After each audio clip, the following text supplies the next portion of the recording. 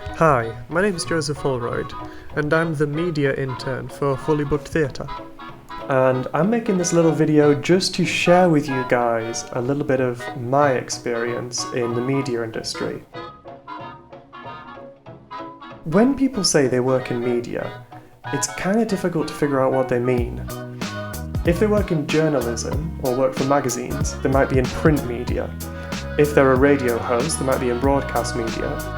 If they're a content creator or a Facebook manager, they might be in social media.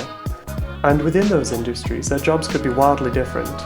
They could be an asset modeler for games or animation, or they could be a foot model, wearing socks and shoes for film and television. They could be a radio host, or they could be a camera operator. And both of those jobs are going to need wildly different skills. So when I say I work in media, I mean it's a really long story. Honestly, it all started when the local circus came to my school. I watched them perform and I liked what I saw, and I decided that I wanted to do it as well. So I went down to their base 4 times a week for the next 7 years, and I got involved with them in any way I could.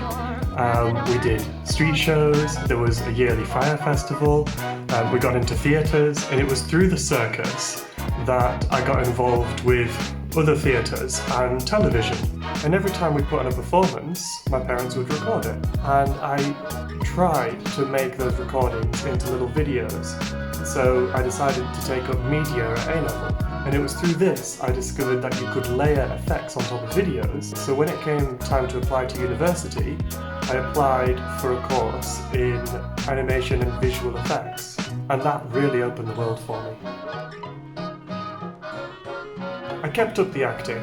I tried to get involved with as many student projects as I could. I was on the radio with the broadcast media students, I was with the film and television students acting, but it was on the course that I discovered 3D modelling for animation and games, and I completely fell in love. Once I graduated though, I didn't go into the animation and visual effects industry straight away. An opportunity came up for me to go to China. Once I was teaching English abroad as a second language, I got involved in the company as much as I could and became a company representative.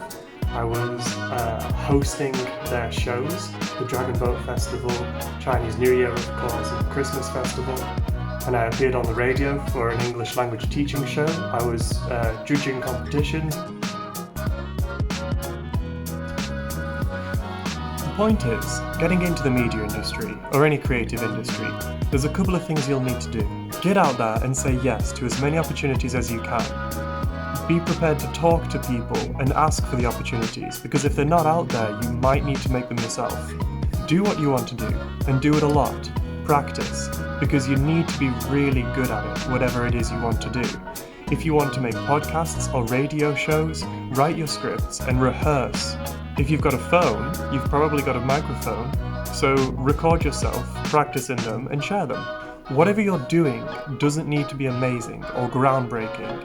It just has to be the best that you can do and finished. Don't fall into the common trap, I know I've fallen into it, of having 50 different projects on the go and not finishing one of them. Because the most important part, you need to show people what you're doing, and you can't show them unfinished work. If you're an actor, rehearse your scripts and your performances and share them online. If you're an artist, put your work online, record yourself creating them, and share them. Ask for feedback. Networking is key, and you probably won't know it at the time, but your next connection could be the most important one. So that's a little bit about me and how I got into media, and my role generally. I want to do all of it. Whether I'm good at it or not, I want to have a go, and I want people to see.